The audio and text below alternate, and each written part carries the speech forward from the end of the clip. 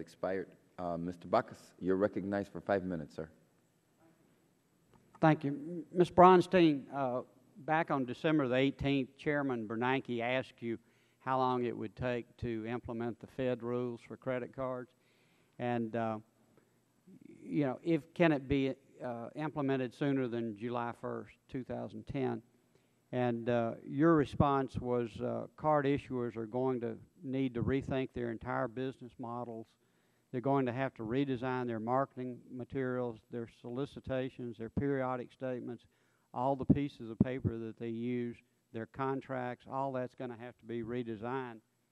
And you mentioned several other things they'd have to do. And in fact, I'd like to introduce into the record, you know, these are the Fed rules and regulations that the credit card companies have to comply with.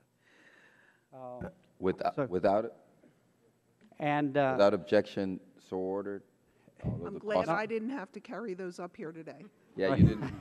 The cost might be prohibitive, but we're going to introduce them. Yeah, I'm not even sure I could read these in the time allotted. But, you know, all that is going to take a lot of time. So my question to you, and this may be a kind of a setup question. I mean, you could drive this a long way.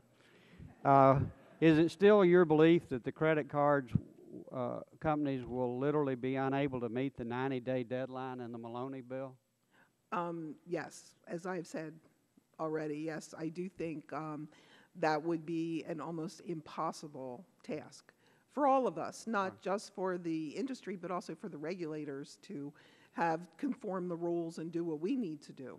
And would two alternatives the credit card companies would have if they couldn't comply, they could cut people loose from their credit? Is that would be one alternative? I mean, they would have to just stop. I don't know. I can't answer for the industry as to what they would do.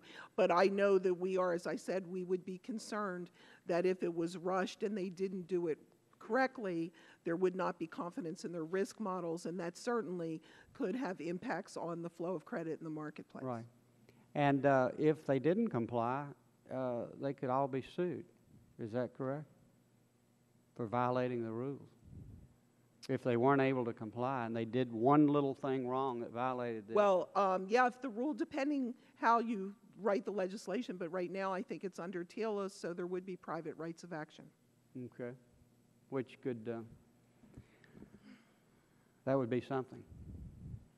I would yield the balance of my time to the gentleman from Delaware, Governor Castle.